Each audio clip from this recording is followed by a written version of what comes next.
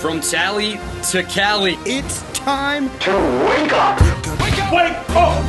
Warchant.com is your ultimate Seminole sports source. And this is Wake Up Warchant, presented by Vitamin Energy. The vitamins. The energy. Now here's Warchant.com's Aslan Hajavandi and Corey Clark.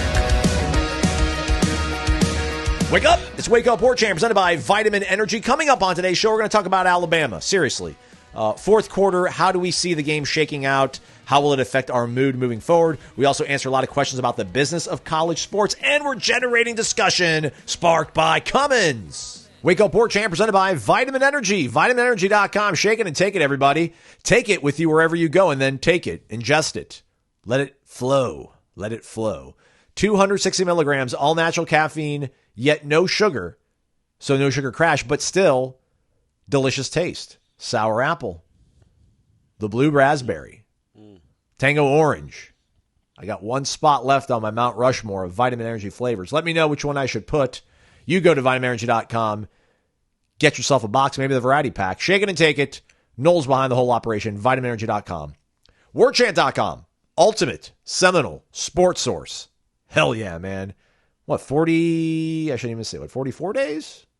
43 days? Sounds about right. Yeah, something in there. 43, 44, something like that. Can't wait to be sitting shoulder to shoulder with you, man, in a renovated. Although, what's the press box going to look like, Corey? Have we been saved? Or are they going to hack our 20 to 20 yard line? I mean, golly, there's so many seats in that press box. But I can't wait to be there with you watching the Noles take down the Tide, friend. How are you? Well, let us know when you sneak in to get the vantage point view. Tell us what the press box looks like. Good point. Good point. How are things on the other side of town? East side? I can't complain. Brady's getting to experience Tallahassee in all its glory, and for a few days anyway. So, yeah, just trying to make the most of it, doing what we can. All right, that's what we're doing. Well, we're doing the Renegade Express mailbag today, and we're going to feature a question that will be the one that's doing the best job of generating discussion, sparked by Cummins, our great friends over at Cummins Lifestyle. Follow them on Instagram. Let's go first in, first out. Not starting off on the brightest note, but it's okay. No dad for life. He's a happy camper. But he was wondering which Florida State player would have had the greatest impact to their team had they fulfilled their potential. He says Tamorrion Terry. I wonder what year, though. What, like 2018? But he did really great in 2018. I guess 2019 or 2020. Like, maybe if he would have been able to give Mike something close to great. Not elite, but something close to great. Who knows how 2020 looks, and maybe other things fall better in line, but probably not. Runner-up for him, Matthew Thomas. I like that. I'd probably go Fred Rouse. I think maybe we've answered something along the lines of this before. I just think Fred Rouse had more accolades. He was more highly recruited and thought of than Tamorrion Terry. But ultimately, Tamorrion Terry had a better build, had better tools. But yeah, the Rouse thing is always one of those what-ifs, Yeah, it's hard to say with what's potential and what's like just being overrated. But I would say this, especially because I think when it comes to that question, I always kind of go towards quarterback. And Adrian McPherson to me, which was a little before Fred Rouse, but not much. Yeah. He was the Mr. Florida, I believe, in football and basketball. Yeah. And then obviously, did not have the best career at Florida State. Was accused, I don't remember how the trial went, was accused of gambling on a game when he finally got the starting job from Chris Ricks, or something to do with, who knows.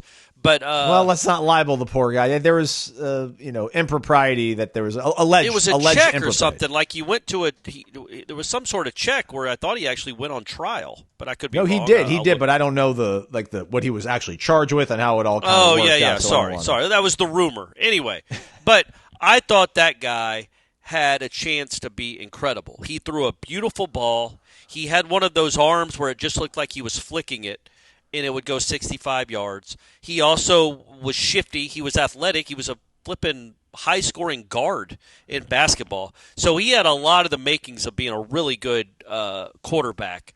And there were times where he looked, like I always just remember, and I know the game was already over, but when he came in at the end of the Notre Dame game in 2002, I think it was 2002, he looked incredible. Yep. He looked incredible. He looked like the best player on the field. And then he just, for whatever reason, it didn't really ever take with him. So I think if he lives up to his potential, to answer the question, what does that 2002 team look like? And moreover, what does that 03 and 04 team look like? Ooh. With a NFL type, high level, early round NFL quarterback leading that team that had all those good players still on it. Yeah, he still ended up getting drafted in the 5th round. I think he was having a good preseason. Then he got ran over by the injury golf cart at a Saints game, either in the preseason or maybe an early week game or something. Like he actually got hit by the golf cart, and that injured him and kind of derailed his hopes of being in the NFL. He is, though, a 2-time Grey Cup champion, Corey, and he was the AFL Rookie of the Year back in 2004. So. And it does say Adrian McPherson's athletic future remained on hold Friday. This is from June 7th, 2003, nice. When a judge declared a mistrial in the misdemeanor gambling trial of the former Florida State quarterback after the jury said it was deadlocked. So he had faced up to 60 days in jail and a $500 fine if convicted of the second-degree misdemeanor and would likely have been banned from ever playing college sports again. Oh, the glory days of the early 2000s. Let's keep it focused on football here. Lots of people griping. It's like us not talking about more than 20 minutes of football is like complaining about your ice cream cone melting right now when you go outside. What do you expect is going to happen here? There's no recruiting. I don't even know if they're doing player run stuff right now. But anyhow, our guy from Naples, Mark, is here to help out the cause. Lots of speculation about the Bama game. Truth is, we're going to have up to 20 new starters, new coordinators. They've all never played a football game together. Bama's breaking a new quarterback and a new OC. Week 1, loud doke. To me, the Bama game simply comes down to the trenches. Bama's supposed to have an elite offensive line on paper. We got no idea how good the defensive line is going to be. Gus's job on offense is to run the ball effectively. He's done that. But the new unit on the offensive line is, again, never played side by side together in a game. Got the new quarterback who's had some mixed results. If FSU plays hard and relatively well in the trenches, and Tommy can extend plays with his legs, this should be a very good game in the fourth quarter. If not, I think Bama's likely to wear down a brand new FSU roster that probably lacks the depth and could win handily. Do you see it differently? I mean, no, I don't. You know, when you kind of think about the game, Florida State, I foresee them struggling to stop the run on a consistent basis, just because number one, 3-3-5s can be susceptible to the running game, and I'm assuming they're going to be facing a very good offensive line. I know they're facing a great left tackle, but he's got 4 other guys on the line. It's Alabama. I assume they're good. Yeah, 3/5 are returning. So yeah, and Alabama's. I assume they're, especially with the new quarterback, they're going to be hell bent on establishing a running game. And if Florida State can't hold its own on the line of scrimmage, then yeah, I think in the fourth quarter it could go from a 1-score to a 3-score game, or a 2-score to even a 4-score game, because something like it's 23-10, or let's say it's 27-17. You're right there, but you know they're trying to run the ball. You haven't been able to stop the run. You commit more people to the box to stopping the run, and then there's Ryan Williams one-on-one. You know, that's how teams like Alabama can get you. I don't expect it to be a blowout. I don't expect it to feel like a blowout the whole game, no matter what the final score is. I think they'll be in it. I just want my biggest worry going into this game, honestly, is the Florida State defense, that front 7, or I don't know, front 6, whatever we just say. What are we supposed to say with the 3-3-5? Right. Going up against an Alabama team that is going to try very hard to run the ball. And they're going to have, I think, probably a better line of scrimmage than you. Overall, you don't have a ton of depth that I love on the defensive line, so you could get worn out and kind of worked in the second half of that game. But, even if that happens, well, how many other teams are you going to face like that? If that happens, I don't think it's well, that's the thing. Are you going to think that if Alabama wins quite comfortably, that Alabama's really elite, or will it be more that, man, Florida State is much further behind than I hoped for? I think that's the concern, because I don't think I don't think they're overly gifted. I think they're a playoff, but don't you think they're a playoff caliber team? And that conference with a guy like Ryan Williams and some pretty decent pieces on defense, I guess. I mean, you're in the mix in the SEC. You're going to get 3-4 teams in there. So by virtue of that, yeah. But I just this is not a Heisman Trophy quarterback. That's not Henry Ruggs and Jalen Waddle and Devontae Smith out wide. Although they have really good receivers, that's a really bad comparison. But they got a new right guard they're going to be breaking in. That defense has got a bunch of guys that got hurt last year late in the season that they're relying on. This is not to give credence to Tommy's comment, man. Like, this is not Nick Saban rolling into Doak Campbell Stadium with a prime Alabama team, and they're legitimate, serious question marks on that team. So if Florida State does not look competitive, if we're in the fourth quarter and it looks pretty hopeless, I think I probably credit to the fact that Florida State is woefully behind my anticipations. Not that they can't make up ground, but I think I'd credit to more to that than Alabama being some sort of fantastic team. And I know this is couching it and qualifying it, but it depends on how it plays out, right? What if they return a punt for a touchdown or block a kick? Like, if they just go up and down the field, absolutely. I don't foresee that happening. Alabama's offense I'm talking about. Yeah. I just think if it's a 1 or 2 score game in the fourth quarter and they know you're going to be trying and you haven't been able to stop the run very well until like the red zone, they're going from 20 to 20 pretty easily, then I don't necessarily think I don't think that tells you that Florida State is going to be just having another bad season. I think it means it's a bad matchup. And a lot of people have bad matchups against Alabama. I also wouldn't say that means that if let's say Alabama wins 37-22. I love just picking up random scores. Like, how's Florida State getting a 22? Going for who 2 knows? and missing it or something. But yeah, missing it. Yeah, maybe a safety. Maybe a safety and 3 field goals. I can't even do that math.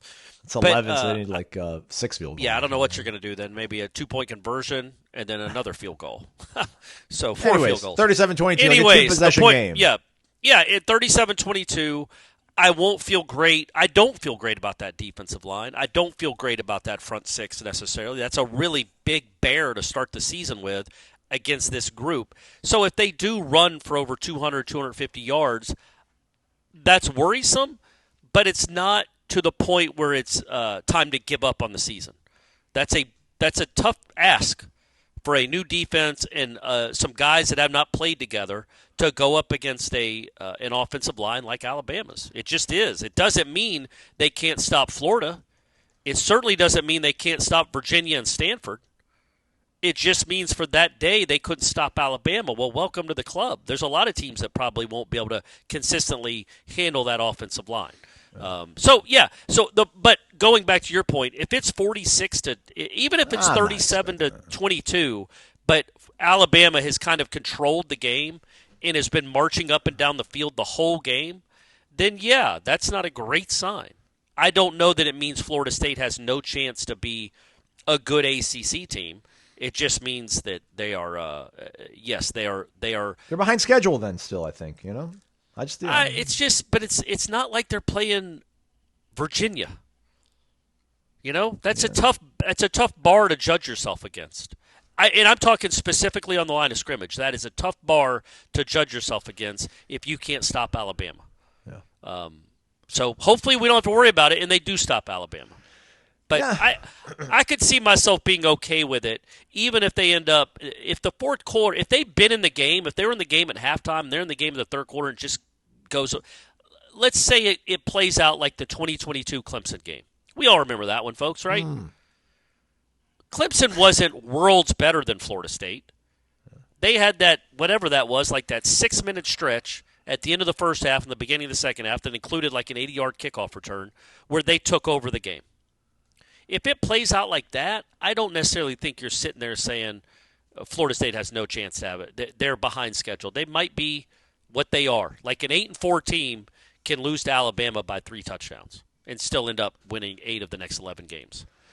One other Alabama. We don't have to worry about that because they're beating Alabama. That's right. That's right. One other thing from the Alabama side of things, C_Swizzle8. Not sure if you guys have seen this recent video of Tommy explaining his comments about Bama in front of Bama wide receiver Isaiah Horton. It starts at the 146 mark. Long, funny story, C_Swizzle. We actually were going to try to do this on yesterday's show, but it's just not really well shot. Like, you can't hear, and it's hard for me to be like, all right, this is who's talking right now. A lot of cussing, too. Yeah, it wasn't clean. It wasn't clean.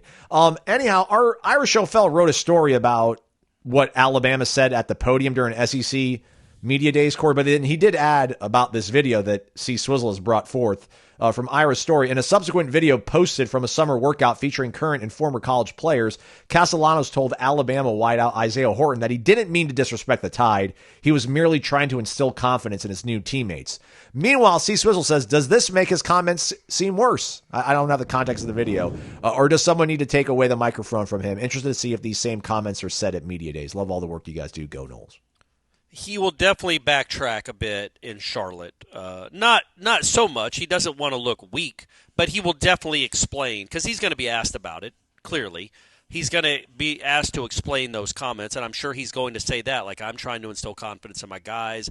No disrespect intended. They're a great program, full of great players, blah, blah, blah. I don't think it's a negative for his teammates. It might be a negative for him. I know Aslan and others probably think it's a negative because it riles up Alabama even more. But I just think for his teammates, I think they would if they might laugh about it, but I don't think they're laughing as in what kind of clown is this. I think it's like, man, he's got some confidence. He's got some big balls to say something like that, and I don't think that's a negative when it comes to sports. Ah, yes, the dog days of summer are here. For a lot of folks, that means sending the kids off to college. For a lot of you, it means you're going to be going off to college. Ask for a gift on your way out. Ask for security. Ask for style. Mom and dad, help your kid out going to college. They're going to lose their wallet probably because they're probably going to get a little tipsy one night. And by little, I mean a lot tipsy. And they're going to lose their wallet. When's the last time you guys lost your wallets? Never, right? But I lost my wallet all the time in college. I wish I had Ridge and their great wallets that now have AirTag compatibility. So get your Apple AirTag, slips right into your money clip on your Ridge wallet. You lose your wallet, quote unquote. You didn't really lose it. You're going to know where it's at because you can track it with the AirTag. Ridge gives you the goods. And they also give you the peace of mind of a lifetime warranty, free shipping, 99-day risk-free trial. Give it a try. Treat yourself. Also treat that young man or woman in your life that's going and seeking out higher education. Use the promo code WAKEUP over at ridge.com to save on your order. Again, the promo code WAKEUP over at ridge.com. All right, let's get to this one. Corey, by the way, I interrupted you on the show yesterday or the other day, and I apologize for it. And I think this kind of marries in together. You were about to ask me about the All-Star game, the Major League Baseball All-Star game, and what I thought about it. I don't even know what was going on. What happened? To fill everybody in that might not be tuned into the July Classic or the summer. Yeah, the Midsummer Classic, which is always in July. They should just call it the July Classic. So the game was tied after 9 innings, so they went to a home run derby to finish it. Each side got 3 players to each get 3 swings. So you got 9 swings on each side, and you got 3 players to do it. And the NL won. Mainly because Schwarber hit all 3 of his pitches for home runs, and they won 4-3. Which I had a few people that had money on the game, and were hoping that like they had the AL winning, and technically did they lose because the bet slip still said it was a tie. I don't think the MLB knew how to score the game. Like did the NL win 7-6, or did they win 10-9 because did the home runs count as runs? So all the over/under stuff and the wins was a little confusing because it had never happened before, but I thought it was awesome. It's a lot better than the Ghost Runner nonsense. Or just ending in a tie. Our guy Journal 1518 asks, if college football scrapped their current overtime rules and went to a specific type of skills competition between teams, like that swing off Corey mentioned, what would you pick? I think this is a delightful question in the middle of July, Corey Clark, so much so that I'm going to put these cameras on. And shortly thereafter, I'm going to ask you to kindly light the wick that is generating discussion sparked by Cummins, please, friend. Oh, we're not even on camera. Kind of. There we go. Promise. Button, please. We're all working through a new system, everybody. But, hey, Cummins has got you covered. They've been doing this for like over 100 years. Portable power. You need it wherever you go out there in the great outdoors, whether in your RV, your boat, camping, take portable power with you. Reliable, quiet power.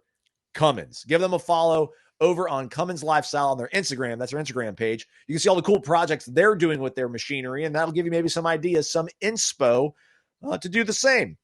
So my favorite day of the year, Corey, for, 8 years of my life was field day.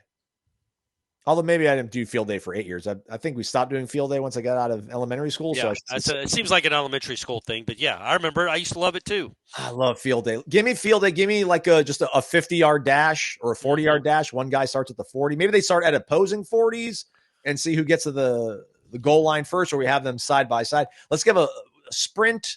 Let's see if one of the quarterbacks can hit the upright from like the 45-yard line. Now, should it be the starting quarterback or just a quarterback on roster? And then maybe a tug of war for the tiebreaker. The tiebreaker to the tiebreaker. Tug of war, maybe offensive line versus defensive line. Again, not sure if I want to have – does it need to be your starting 5 offensive linemen versus their starting 5 offensive linemen, or just your 5 strongest dudes against their 5 strongest dudes? I'd love to see something like that, more so than the whatever we call the Texas tiebreaker or whatever it's called on the 20-yard line, and we're going to keep going and going and going. I think that's just it's a fair suggestion, Aslan. I just think that there's too many moving parts there. There's too much stuff going on, and we got to get to the local news. We can't be there for another 45 minutes while they're lining up the rope and they're lining up some obstacle course. I think it's just who can throw the ball the farthest. You get 3 throws from anybody on your roster, and whoever throws the ball the farthest wins. And I say anybody on your roster because I've told this story before, but the farthest ball I've ever seen thrown in my life, and I've been around football a good bit, was by Tywan Easterling, former Florida State wide receiver around the turn of the decade, 2010-ish. I think he caught a touchdown in the 2010 Chick-fil-A Bowl. In practice one day, he threw a ball to Burt Reed that I thought they were throwing a smaller ball because he was throwing it 80 yards. Easily. And now Easterling was also a baseball player, so he was a very good athlete. But he was throwing the ball like 80 yards, which I've never seen anything like that in person. I couldn't believe it. And I made Burt Reed throw me the ball to see that it was a regulation football. I couldn't believe it. So you could do that, or you could do a punt, pass, kick. Okay. And combine all 3, and whatever the biggest yardage is who wins. At least keep it football related. You know what I mean? At least keep it in the sport of football, I think would be the way you do it. I'm talking about speed. I'm talking about power. I'm talking about accuracy. Yeah, I'm incorporating, but maybe punt, pass, kick, but something with speed. I want to see there's nothing more exciting than the 100-meter dash at the Olympics every 4 years. I want to see, the two fastest dude from each team. Like, who do you think it is? Like, let's see if your GPS is really real. And then put him up against the other guy, and that's like one leg of it. But what if the other guy had just played 111 snaps or something, and the other kid's a redshirting freshman that's fresh as a daisy? You should distribute and allocate your money as needed. This might happen. Yeah, that's true. But yeah, go get you got Mekhi. The Noles got Mekhi Danzy, so that's a good start. And make it like not just 100 yards, but back and forth and then back and forth again. Make it 400 yards, and then Danzy's gold. Nobody's going to beat him. Pads or no, it doesn't matter. It doesn't matter if he's played 50 snaps. Nobody's going to beat him in a 400-yard race. Yeah, I just think that the baseball, the MLB thing was just really great. It was short. Okay. It took like 5 minutes, and it was done. And there was real drama behind it. And both teams came out of the dugout and were standing on the field. I thought that was cool. That's why I thought it would lend itself to like a long-distance throwing competition or a punt, pass, and kick where everybody can, like, you get your punter, you get your quarterback, and you get your kicker, and just see who can do it the furthest and add it all up. Who's got the stronger? But I get you. Football is about athleticism too. So you'd like to see who can run the fastest. Jared says he wants to go with a Dr. Pepper tuition-style throwing competition between the quarterbacks. Oh, gosh. Imagine the drama as Castellano steps up to the 15-yard line, needing to throw it through the giant Dr. Pepper can to pull off the upside Alabama. Yeah. Would you allow him? That's disqualification. It needs to be an overhand throw. No granny. No two-handed set pass. No. Yeah. You have to use one hand. Has to be overhand. One hand. And also, I would move it back a little. Make it be from 30 yards. Oh. Make it make it a real challenge. We see a bunch of nerds and band members, and not but that band members are nerds, but non-athletes. Let's just say, get up there and just crank them into that opening, doing this stuff. So you make them throw it overhand, but they're professional. They are professional quarterbacks. Back them up and make it more of a challenge. I know you're about tapped out, but what about basketball? Should they do pop a shot? Maybe a free throw contest. How boring would that be? Just guys just line, and every time you make one, you have to dap up somebody invisible right beside you. Every time you make one, yeah, free throw shooting contest or something. Because a slam dunk contest, it's too subjective. Yeah. It's got to be something like that. We'll see if Florida State finds themselves in an overtime game. I think it would be the first one since the Notre Dame game in 21, if I'm not mistaken. I don't think that seems right. Yeah. So if Brian Kelly did elect to go for one, and Shaheem Brown said no, we're not doing overtime in 2022 either. So yeah, I guess that was the last one. Yeah. Sadly, they weren't close enough to most teams in 2024 to get to overtime. Yeah, well, whole new season right on deck. Cannot wait for it. That was good. Thanks, Jerino. I think that was fun. It's July. Everybody chill out. We got a lot of football before this and more football to come. Check out, though, Cummins Lifestyle on Instagram. It's all one word. Just give them a follow. That's all we're asking. Yep. Decisions. Power or speed, quality or quantity. How about both? How about all? You don't have to sacrifice anything when you choose Brunt Workwear. You're not only going to get durable, well-crafted, resilient workwear, but also really stylish choices that allow you to go ahead and pivot right from the job site to your kids' activities, running errands, or meeting up for drinks after work. And since Brunt Workwear is geared for you, the real worker, they know you got no time to waste. You need those work boots to deliver once you get them in the mail and you lace them up. So enjoy the peace of mind of work boots and gear that are ready to go right out of the box. Got that broken and comfortable feeling day one to give you the comfort and security you want. Use the promo code WAKEUP. I'm going to say it one more time. Wake up. It's all one word. Over at bruntworkwear.com to save $10 off your order. I'm going to say the website again, everybody. You ready? bruntworkwear.com. Use that promo code to save $10 off your order. We are back. It's Wake Up Warchant. It is presented by Vitamin Energy, vitaminenergy.com. Shake it and take it. We got a business-related question here, Corey, which I love. I feel like, if I was like, I looked jacked, but I wasn't necessarily jacked, and somebody had a bunch of weight on the bar, and they're like, hey, can you spot me? I'd be flattered. I'm like, I'm flattered you think I could actually spot you on 405 on the bench, but I actually can't.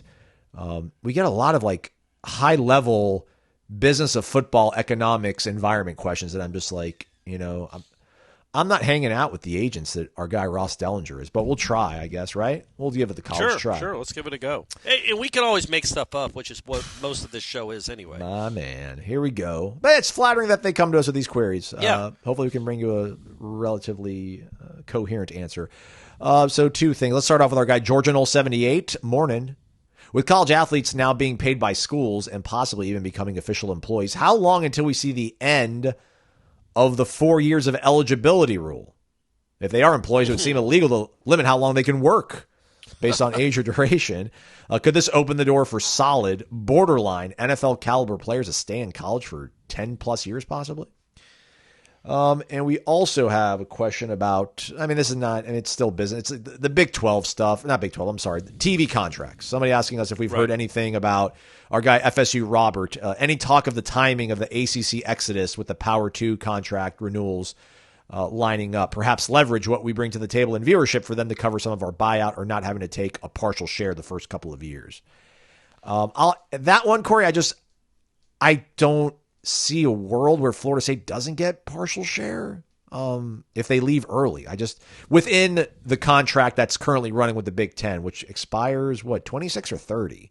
I should probably know this, but I think as long as the Big Ten has an active contract with Fox and whomever's their TV partners, and Florida State were to try to jump in there, I can't imagine they would get full share. Now, when they go back to the bargaining table to do a whole new deal with Clemson and Florida State, North Carolina, part of the Big Ten, absolutely full share. But until then, who knows? And also your thoughts on 29-year-old football players, Brandon Weeden throwing the ball around to whomever. Yeah, no, I don't think it's a fair question because it seems like there are no rules anymore. And Miami just did have a tight end that played for 9 seasons, and Florida State has is it Medley? One of the transfers was a class of 2019 kid. Yeah. And now here we are in 2025, and he's still eligible to play college athletics. So who knows anymore? But no, I wouldn't foresee that happening. There's got to be there has to be a limit. You do have to be a student technically. I guess you could just keep going to grad school, but I don't know where the who knows? I was going to say I don't know where the will would be for someone to want to do that, but yeah, if you're not going to be like I always bring this example up. It's a different sport, but Armando Bacot from North Carolina, who's a very good college basketball player, who I don't even know if he's in the NBA. If he is, he's not playing. He could be in North Carolina for 10 years making money and being good and being famous. You know what I mean? Like, so maybe there will be somebody that's just not quite good enough to be in the NFL, but it's a really good college football player that wants to just play college football for 10 years. He'll hire an attorney to sue. Some federal judge somewhere will be like, I agree with this, and then it just becomes the law of the land, and then other people sue to get it. So who knows? We are not smart enough, clearly, to tackle a subject like that, but I don't think that that's going to happen. And then for what was the second part? What was the other part? Just the TV contracts, if they'll line up. Yeah. So the partial, it would make no sense to be a partial member, especially in the Big Ten. Because let's be honest, folks, I know I don't speak for everyone, but I think I speak for most people that are Florida State fans that have a vested interest in the program and in the city. You're going to want to be in the SEC. And so if you can't be in the SEC, why take a partial share to be in the Big Ten if the current setup you have with the ACC, which is you get more money than everybody else because you bring in more eyeballs, gets you close to what that partial share would be anyway? Yeah, and not having to play what I mean? Michigan in the middle of November or playing Minnesota. So to do the math real quick, let's say the Big Ten makes $80 million a year per school. Florida State makes $40 million at the ACC, but then also gets the extra $20 million because of the eyeballs and the ratings and everything. So now they're up to $60 million. So they have the biggest advantage in a conference that gets a playoff spot. They get to play other Southern teams. Their schools their fans get to go to other schools around them, and it's an easier schedule. So and it helps baseball you know what I mean? Like I just think baseball and softball, all this. I don't see how in the world or why in the world you would go to it. Now, if Big Ten wants to offer you $80 million, you're going in a heartbeat. Yeah. If they're going to say you're going to get less than Minnesota and Purdue and Northwestern and Indiana and Illinois, screw off. Yeah. Stay in the ACC as long as you're getting that much more money than the rest of the ACC. It just seems like that if the money's somewhat equal, the ACC is a better place to be than the Big Ten. The allure of the Big Ten is if you're a full member, the money isn't close to equal. So that's why you would go to the Big Ten. Does that make sense? Yeah, I'll follow. Okay. I don't even know if I answered the question, but I would think that Florida State would never. I would hope it would. It just wouldn't make sense to be a partial member for like 4 years. Right. 1 year, you're costing yourself $80 million. Yeah, like 1 year, okay, but sure. Like I said, it might also depend on who your coach is at that point. If it's a new coach or if it's, Mike is still here, but it's still been kind of up and down. Like, do you want to go into one season at a huge, financial disparity? That's when your kind of job is on the line. Who knows? I would also think it would be part of the negotiation process. Florida State, if the Big Ten is very serious about Florida State and vice versa, I feel like Florida State would be part of the negotiation process, and something would be written in the contract language that if and when they do want to join the conference, or if the Big Ten wants to add a member, they can immediately revise the current contract of the current network TV revenue contract. Maybe. That's what I would think. Cannot ironclad confirm this, but according to Wikipedia, Armando Bacot's currently in the G League playing for the Memphis Hustle. Yeah, making probably $20,000, $40,000. And he was making hundreds of thousands of dollars in Chapel Hill. Part of me was going to say on the Van Wilder forever football Robin Hood player, like that feels to me like a bridge too far for a lot of these money people at these institutions to be like, all right, like, I'm cool paying a 31-year-old guy $2 million under the table or whatever to keep him in college to play for my alma mater. But then part of me is like, they might think that that's close, that now they're closer. They're in the orbit of owning an NFL team, right? Like, it's like we have a payroll and we have, players that are free agents and like, oh, I've always wanted to be Jerry Jones and own the Cowboys. Can't buy the Cowboys, but I can buy the Texas Tech Red Raiders. So yeah, I don't know what would be a bridge too far. At what point is the breaking point of like, we've really lost grip with what this sport is. We seem to be creeping closer to it every single day, but I was going to say, I think that grip has been loosened quite a bit. Yeah. All right, let's keep another, business-related question. Our guy, Island Chief, July is here. The lists are in. We're getting close to all the talk being put aside and action doing all the talking. But the talk. Greg Sankey, SEC Commissioner, low-key threatening the rest of the college football world that they don't comply to his demands. Now, the courts, conferences, Congress, and the president all want to decide how NIL will work. Will all this be in disarray until there is a super conference with a commissioner? What are the penalties that Congress could put in place that would withstand court review? Feels like the antitrust exemption, right? Like that would hold up to court review scrutiny because you would be given an exemption, so they couldn't theoretically prosecute you or, try you for monopolistic sort of endeavors. I think does the NFL still have I feel like the NFL still has a anti-monopoly exemption. I should look that up. What's crazy about the collective bargaining, too, because that's what everybody says. If they're an employee, then they can be collectively bargained. They can come up with their contracts, and they all agree to it. But, in the NFL, how many teams are there? 30? And there's 50 players on 32, a team? 32. So there's what is that, 1,600 players? Which, hey, by the total? way, speaking of math, our guy said that if you would have broken things down to, what did you say, like a million hours of Scotty Scheffler working? Yeah. Our guy said that it would break down to like 114 years. Yeah. I knew I'd overshot. You corrected that. yourself, but I just wanted to, just let him know that he's been heard. He's been heard. Yeah. Thank you. Yeah, a little hyperbolic. Yeah. But yeah. So. What was that? What was the train of thought? You just 32 players on 32 teams with 50 players, 1,600 players. So there's like 1,600 NFL players. How many college football players are there? Oh boy. I mean, how many are? There's 134 Division I teams. That's not even FCS. That's Division I. That's FBS. There's like 134, 6, 3 somewhere. Yeah, and even if you're doing the Power Four, you're talking about, and there's going to be 110 players on each team. 105, I think, right? 105 times. Even if we're just doing Power Four, you're talking about 60 teams ish, right? So you're talking about so four times as much. You have 4 times as many constituents. Who's the player rep? You have to have 3 player reps, or at least 2, because you're twice as big as an NFL team. All that stuff's going to have to be, it'll all be very interesting. Clearly, where all this goes. I just wish people that cared about the sport could figure this out very quickly, because while I'm all about capitalism, this is out of control. Even because there isn't really capitalism by theory, principle.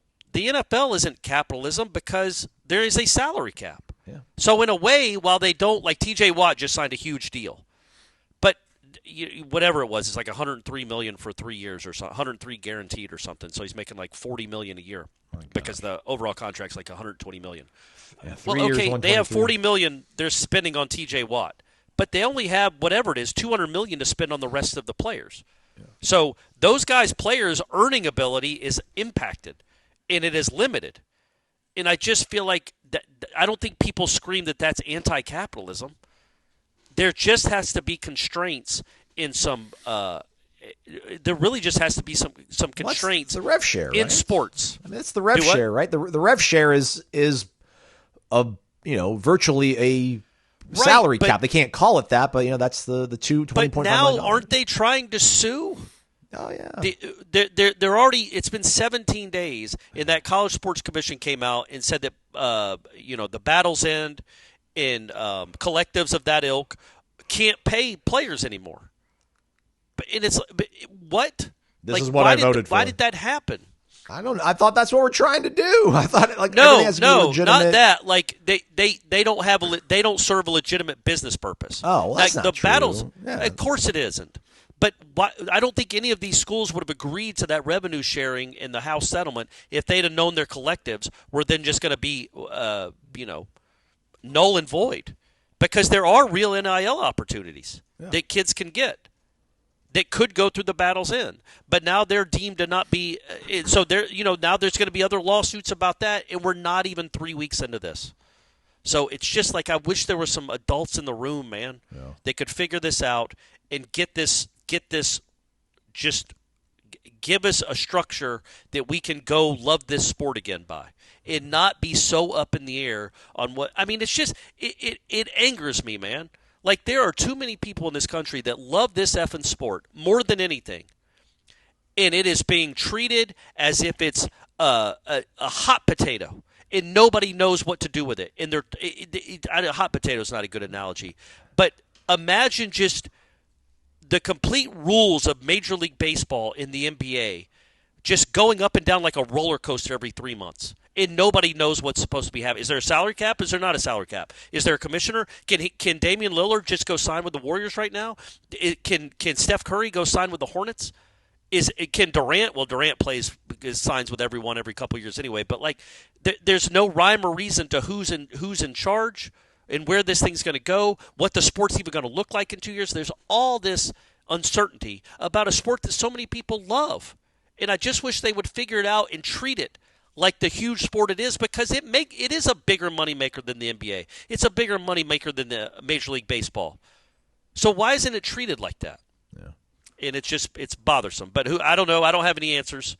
I don't know if President Trump is going to do anything about it. I don't know if Nick Saban. He might be there. I saw something that he might be close to signing an executive order, which could still be challenged at the federal level from the courts. Of course it would. Of course it would. There's nobody that's in control of this thing that can actually give us a blueprint of what it's going to look like or what it should look like. And so we're all just left twisting in the wind, hoping that the team you cheer for, the team that you podcast about, is relevant. And, so anyway, just ranting to rant. The bystander effect.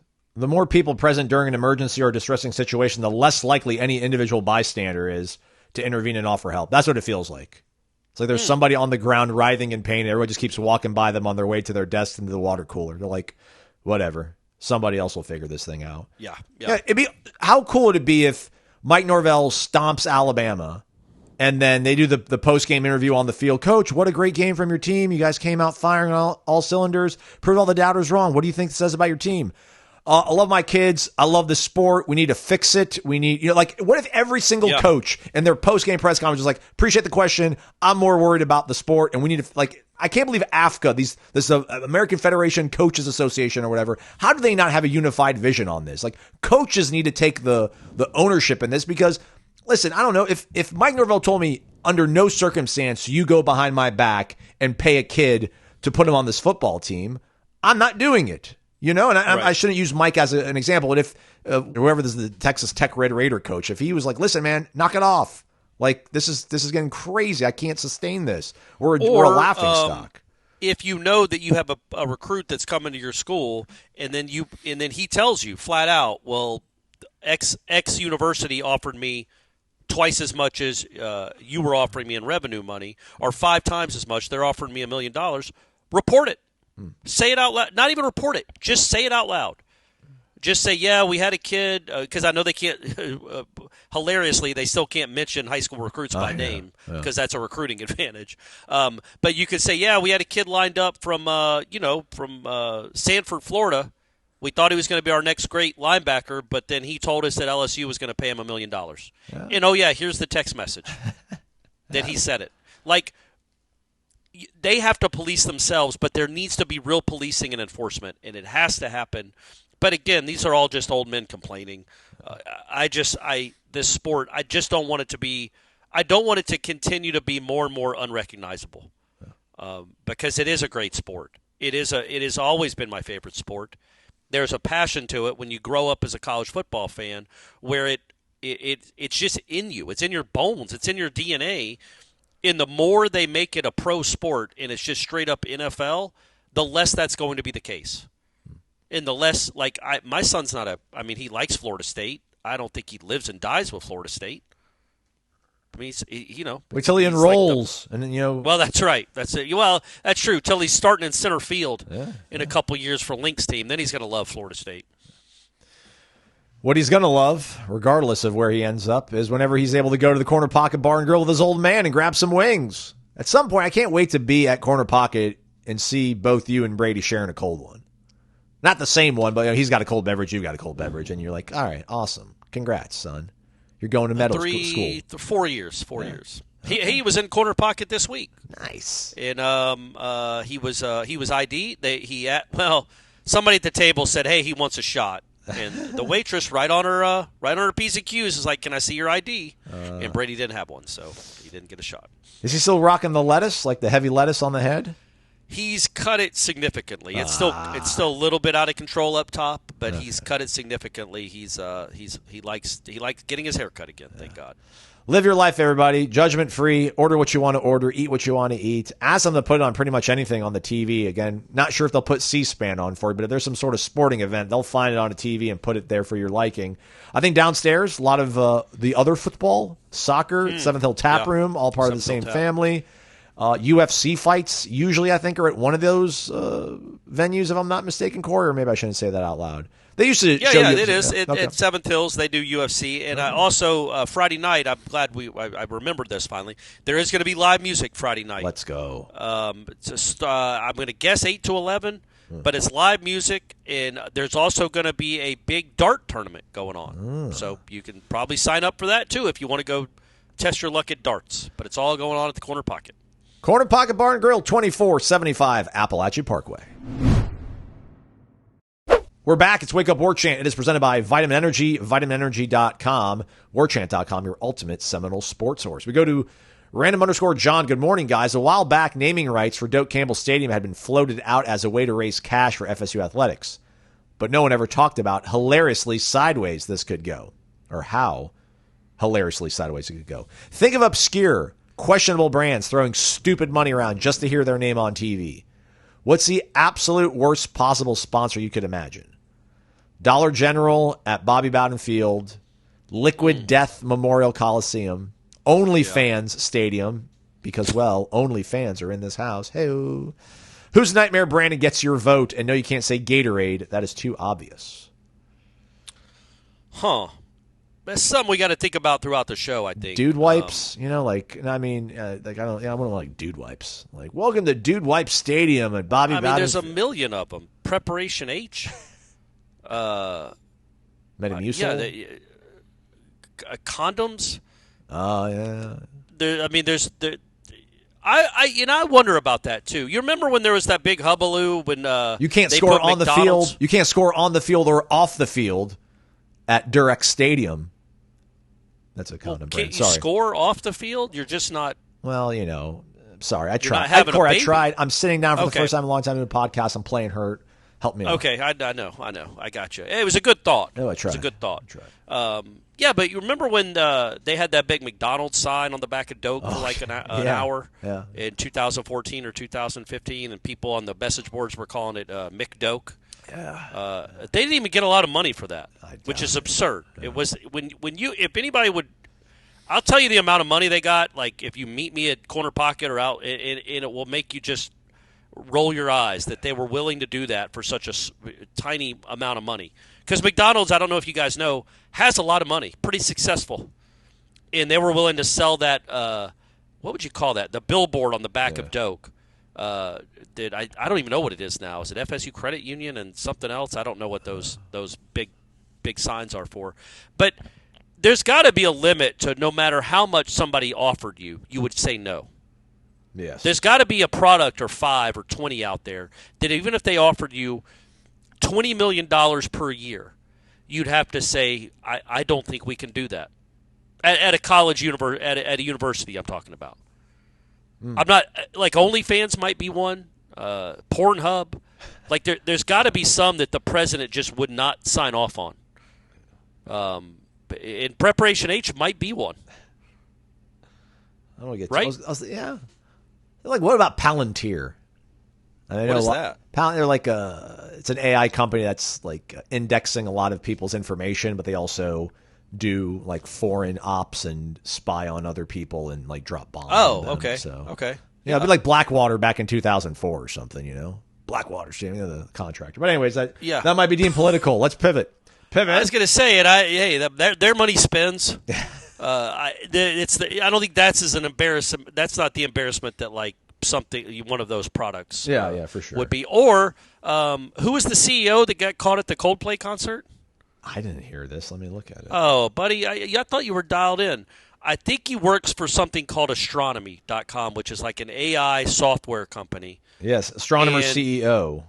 Yeah, so he's not an astronomer. The name of the company is Astronomer. And it's really hilarious that if you don't know, I know not everybody's dialed into the on Twitter or X like I am, but it was all over the internet. It went viral because they were doing the kiss cam at the Coldplay concert. He's got his arms wrapped around a woman, and they get shown on the Jumbotron, and then he dives down as if somebody started shooting. The woman turns her back and does not want to be seen. And Chris Martin is like the lead singer of Coldplay, for those that don't know, is like, up. He goes, well, either those two people are having an affair or they're really shy. And it turns out they were having an affair. That was his head of HR at the company. Yep. So, and if they just would have been cool about it, if they just would have swayed like they were, just kept swaying, they would have been on camera for 2 seconds. And nobody would have. It never would have been a thing. Yeah. The reaction is out of control. Where'd he go? He just dives down. Go? I'm watching it. It's incredible. Unbelievable. And the woman next to them starts just gets red with embarrassment and is dying laughing.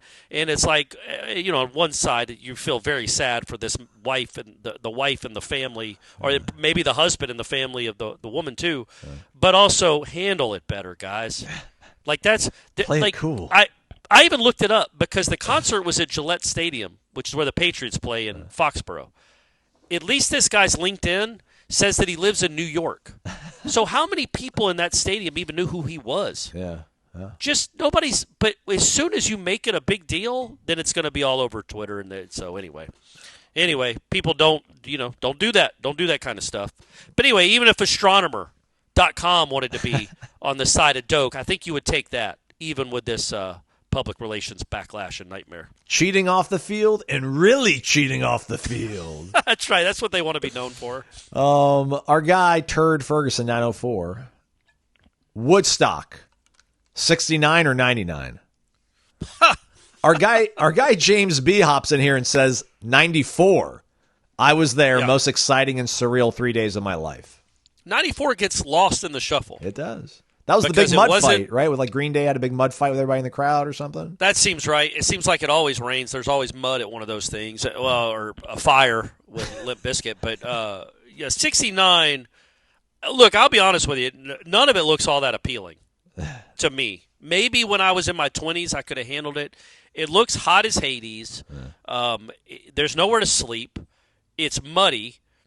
And it's just people that just. How do you sleep? Everybody's loud and yelling, and I don't know. It just doesn't look. I'd rather go to a concert than drive away. Not be there for 3 days stuck, and then I have to listen to. Well, I don't want to insult anybody's musical taste, but if I had to choose, I guess 69, just because of the historical significance of it. Right. But my real choice is I wouldn't have gone to any of them. Yeah, I feel like it's really good because 69 was like, the Summer of Love? So I feel like you probably are going to be in that's going to have a different vibe than 99 was like Rage, right? Like it was the toxic masculinity on display or whatever with Limp Bizkit and everybody going crazy. So although I think technically the Summer of Love was 67. I think it just gets floated into Woodstock 69, but I think it was 67. I could be wrong. But yes, it seemed much more like frat bro, like angry dudes were at 99. 69, it was, I don't know, looked like a lot of love. A lot of peace and love is what it looked like to me, Aslan. And mud. Yeah, you are right. Not that I doubted you. Summer of Love, major social phenomenon that occurred in San Francisco during the summer of 1967. That's why, that's more proof of why we always finish fourth at trivia at Corner Pocket. Right, that right there. Locked and loaded. All right, we made it to the finish line. We got one last kind of business-related one, and it's my bad. I should have bundled it with the rest. But by the way, do you know, if you look at the set list of that 99 Woodstock, obviously everybody remembers, Limp Bizkit. I think Rage played too. Yeah, DMX. But also, Jewel. Yeah. Isn't that bizarre? Jewel and, maybe Alanis Morissette, but they were soft rock acts. And then at night, they just started tearing down towers and burning everything. Yeah, Korn, Bush, Offspring, but there was also Sheryl Crow. Right. Am I right? Was Jewel one of them? Let's do. She might have been 94. Yeah, she was there. She played on Sunday, July 25th, on the East Stage, right before Creed. Perfect. Yeah. Perfect. What a 90s lineup that was. God bless them. Oh my gosh, Megadeth was there. Seven Dust. Incredible. Megadeth and Jewel on the same lineup. Yeah. Different stages, though. Different stages. Sure. You could have avoided it. All right, we go to Wake Factory. Good morning, gentlemen. My question is transfer portal NIL related. I'm not sure why it's rarely mentioned, but I feel the overwhelmingly obvious answer to this problem is transfers working like soccer transfers, where clubs pay transfer fees to be able to get a player, but still have to work out a contract before the player officially transfers. Biggest problem with the current setup is schools get nothing for a player leaving. Yeah. If they adopted a system, lower level schools could actually use it as a major revenue generator for athletics when diamonds in the rough are wanted by a major program and they sell them off for a huge profit. Excuse me. Teams would know their role as well, selling their program, who would make good money off players leaving and finding value on players moving down. So yeah, what's transfer fees being a part of the equation would help stabilize the market. What do you think? I do think that. It's not going to happen, but I absolutely think that would be great. Man, I tell you what, the European soccer model, they do a lot of things awesome. Like, I love the transfer fees because you're right. You could be a lower-level team that has a great player, and then all of a sudden Chelsea wants to pay you for him. Yeah. And then you're bringing money in to maybe one day climb the ranks and be into another league. And then also, if you're not good in your league, you go down. You don't just get to stay in, perpetuity. Like, I would love to see, not that the Braves have any room to talk, but the Pirates should not be a Major League Baseball team. Sorry, Jeff Cameron, but they shouldn't. Because they haven't been good in a while. Like, if you're not good for 3 or 4 or 5 years, the Angels you could say the same thing about the Angels. Like, go down. You're doing something wrong. You're taking space from a team that might be good, and also it might incentivize the owner of the Pirates to actually spend some flipping money. Instead of just taking all the money and keeping it, he would actually have to spend it on the team because that city deserves a good team. And they've been horrible really for 30 years, save for a couple of stretches where they drafted well. And then those guys came up and they made the playoffs and they made the play-in game or whatever they did. But, like, man, it's ridiculous. And so I would love that. I would love that in all sports in North America, including college, to be relegated. That said, Florida State, I don't know what league they would have been after last year's. I don't know where you go. Do you go to, like, Division II? Yeah. I don't know where you get relegated with the season that Florida State had last year. Yeah. Maybe they do some sort of, like, revolving balance. Like, every 5 years they reset it. And they're like, all right, we take the average of your last 5 years and we'll keep you up. I think they do it every 2 years, right, at that level, I think.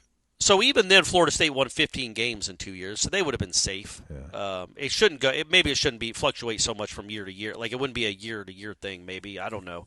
But yeah, I think that would be a great revenue stream for like Albany would have gotten some money for Jared Verse. Yeah. Well deserved. They're the ones that signed him. They're the ones that gave him a college career when nobody else would. Same with Western Michigan with Fisk. Like, they do deserve something, but that's not how the world works, unfortunately. So it's the Premier League, and then underneath that's the EFL Championship. So it's the Champions League. And do you ever watch? Have you watched Welcome to Wrexham? I have not. No. It's my all-time favorite reality show. It's incredible. Obviously, it's doctored up. It's not real. It's not real sports because there's a lot of editing that goes on. But that is such a great show because not only does it give you a glimpse into how European soccer leagues work, and not to spoil anything, but they've done very well since Ryan McElhenney and Ryan Reynolds, Rob McElhenney and Ryan Reynolds bought that team. But what it does for the city is incredible. That's why it's so emotional. Is like how important it is to that city, how down on its luck that city was, and then these two Hollywood big shots come in, and they've completely turned around the fortunes of the entire city. Because of them coming in and doing that, and they've been promoted to where they have a legitimate shot, perhaps, of being in the Premier League one day. Incredible! And imagine what that would do for that city to be in the Premier League. Like Green Bay having an NFL team. Exactly right. But Green Bay 5 years ago playing in the Arena 2 League, and then all of a sudden they're in the NFL and they get to play, the Bears. It's just awesome. It's a really cool show. I would tell you to go watch it. I know you're not feeling well. You're not going to be going out much anyway. Go ahead and binge that, buddy. It's a good show. And funny and entertaining and interesting. Okay. Hey, man, we did it. We made it through everything. We love you guys. Thanks for posting your questions. We'll do this again next week. That's how we roll here. And congrats to our winner. Who was our winner again? Forgot it already. Jared Noles, 1518. Shout out to you, big guy. Good stuff. Generating discussion sparked by Cummins. All right, we'll be back with the show on Monday. In the meantime, we're still unveiling all the videos of the top 40. You can hear us debate the merits rather than read it, which if you're a subscriber, you're able to read all this stuff well in advance. We just posted our last one. The number one person on the list is on the site right now. Okay. I wonder if anybody can guess who it is. Willie Suarez. He's Corey. I'm Aslan. Thanks for listening to Wake Up Warchant, presented by Vitamin Energy, vitaminenergy.com.